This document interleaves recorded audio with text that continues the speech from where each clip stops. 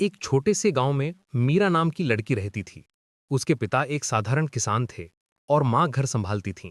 गरीबी इतनी थी कि कभी-कभी 2 वक्त की रोटी का भी इंतजाम मुश्किल हो जाता था।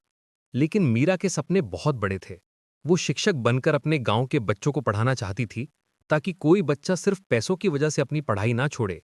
मीरा रोज सुबह सूरज उगने से पहले खेतों में अपने पिता की मदद करती, फिर स्कूल जाती। स्कूल तक का रास्ता 3 किलोमीटर लंबा था और गर्मी या बारिश किसी भी मौसम में वो एक दिन भी नहीं चूकती थी।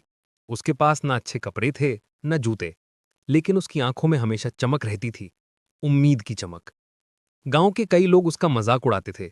लड़की होकर इतनी पढ़ाई करेगी क्या? आखिर करेगी तो घर के काम ही। पर मीरा चुप रहती और मुस्कुराकर कहती, दिया कितना भी छोटा हो, अगर उसमें लौ है तो अंधेरा नहीं टिक सकता।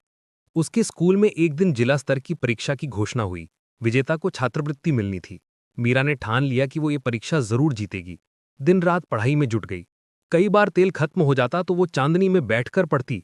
माँ उसे देखकर अक्सर कहती, बेटी इतना क्यों थकती है? मीरा मुस्कुराकर जवाब देती, माँ आज की थकान ही कल की जीत बनेगी। परीक्षा का दिन आया। मीरा ने पुराने पन्नों पर लिखे नोट्स दोहराए और पूरी ईमानदारी से पेपर दिया। नतीजे आने तक पूरा गांव चर्चा करता रहा कि अमीर बच्चों के सामने मीरा का क्या मुकाबला। लेकिन जब परिणाम घोषित हुए तो सब हैरान रह गए। मीरा ने पूरे जिले में पहला स्थान हासिल किया था। उसके नाम की घोषणा होते ही उसके माता पिता की आंखों में आंसू आ गए, खुशी के आंसू। मीरा को छात्रवृत्ति मिली और वो शहर के बड़े कॉलेज में दाखिला ले सकी। कुछ साल बाद वो सच में गांव की पहली महिला शिक्षक बनी। जब उसने अपने पुराने स्कूल में पढ़ाना शुरू किया तो बच्चों से कहा, मैं उसी मिट्टी की बेटी हूं जिस पर तुम खेलते हो। अगर तुम चाहो तो इस मिट्टी से भी सोना उग सकता है। धीरे धीरे गांव में शिक्षा का माहौल बदल गया।